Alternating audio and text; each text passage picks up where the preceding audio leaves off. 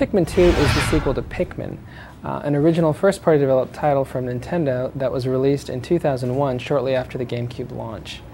The original game was met with a positive response here and in Japan, thanks to its very unique gameplay and photorealistic graphics that sort of made a whole new world out of your garden.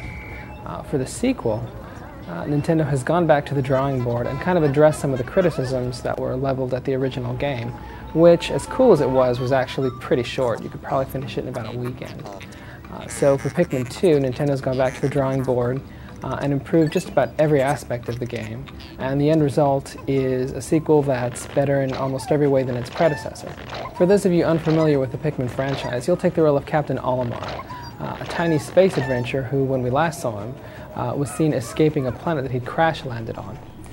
As luck would have it, he was able to reconstruct his ship and escape before his life support system failed, with the help of these small alien creatures that he called Pikmin because they reminded him of a brand of carrot back on his homeworld. Well, when Pikmin 2 starts, we are pretty much catching up with Olimar just as he's leaving the planet and arriving home.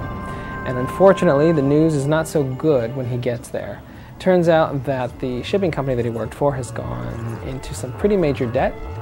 His ship is repossessed, and he's pretty much forced to save the day by going back to the planet of the Pikmin and collecting all the sorts of cool junk that's flying around it. Because apparently he can sell that for a great deal of money back home, which is exactly what his company needs. They're in debt for 10,000 Pokos, which is pretty intense.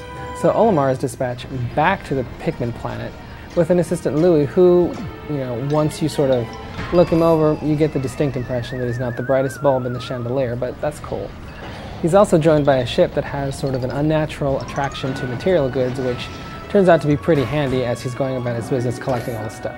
Now, the addition of an assistant kind of segues very nicely into the game's revamped gameplay, which focuses a lot on multitasking.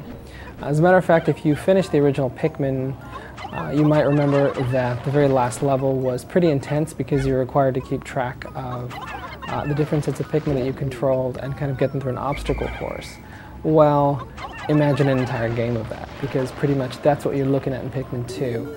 Multitasking is the order of the day. You will definitely need Louie quite a bit. You're able to split him from Captain Olimar, and they can each lead individual groups of Pikmin, and you can have them sort of coordinate with each other.